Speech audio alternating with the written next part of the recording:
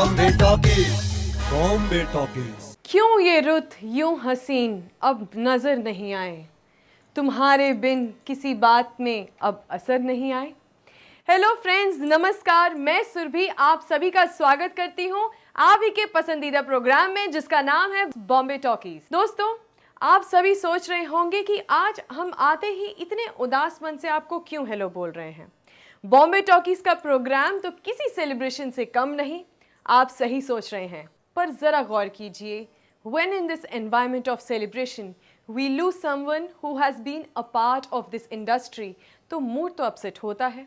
Recently हमने प्राण साहब को खोया, जिसके सदमे से हम अभी तक उभरे ही नहीं थे कि 28 जुलाई 2013 को एक और बॉलीवुड एक्टर जगदीश राज खुराना हमसे हमेशा हमेशा के लिए बिछड़ गए। हिंदी फिल्मों में हमें ये अक्सर पुलिस इंस्पेक्टर की भूमिका में दिखते रहे और लगभग 144 फिल्मों में ये पुलिस इंस्पेक्टर के कैरेक्टर निभा चुके हैं।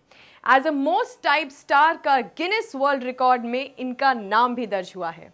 इनका जन्म 1928 में सरगोधा नामक शहर में हुआ, जो कि अब पाकिस्तान में है।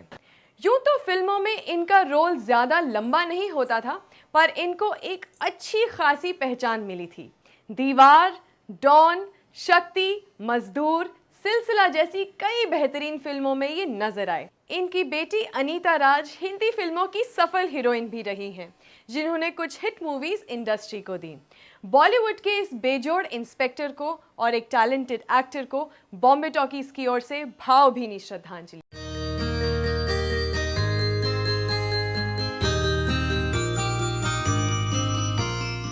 जगदीश जी की बात हमने छेड़ी तो पुरानी से पुरानी कई फिल्में मेरे जहन में उभर के आ रही हैं। There must be many unsung heroes of Bollywood जिन्होंने कल भी और आज भी अपना खूब कंट्रीब्यूशन दिया है। अब मन करता है कि थोड़ी देर बस यही गाना गुनगुनाएं, पर ऐसा तो हम नहीं कर सकते क्योंकि हमें भी अभी बॉलीवुड की ढेर सारी बातें जो करनी है। आई टेल यू ऑनेस्टली, पहले मैं ना ये पुराने गाने नहीं सुनती थी। मम्मी पापा कहते रहते थे, बेटा they are melodious, meaningful, soothing etcetera etcetera, usually जो पेरेंट्स बोलते हैं, but I was not ready to accept. But now after attending a certain age, जब मैंने उस पीरियड के सॉन्ग्स को सुना और अंडरस्टैंड किया, then I realised what I was missing till now. And one day when my mom saw कि मैं इस नई जनरेशन की लड़की बड़े चाव से ब्लैक एंड वाइट दौर के सॉन्ग्स को सुन रही हूँ, she could not believe. Well दोस्तों, सच तो ये भी है कि मुझे खुद भी नहीं पता लगा कि मैंने कब और कैसे पुराने गानों को सुनना और अप्रिशिएट करना सीखा। वैसे दोस्तों, हम सबका ऑब्जेक्टिव होता है क्वालिटेटिव चीज़ों को जानना, उनको अप्रिशिएट करना और उनकी तरफ ज़्यादा ध्यान देना। Am I right? We must salute to all those creators and preservers of these songs. उस एरा के सॉन्ग्स में ना कुछ तो था, I mean कुछ है, कुछ ऐसे एलिमेंट्स, कुछ ऐसे ingredients that would completely make you forget the pain.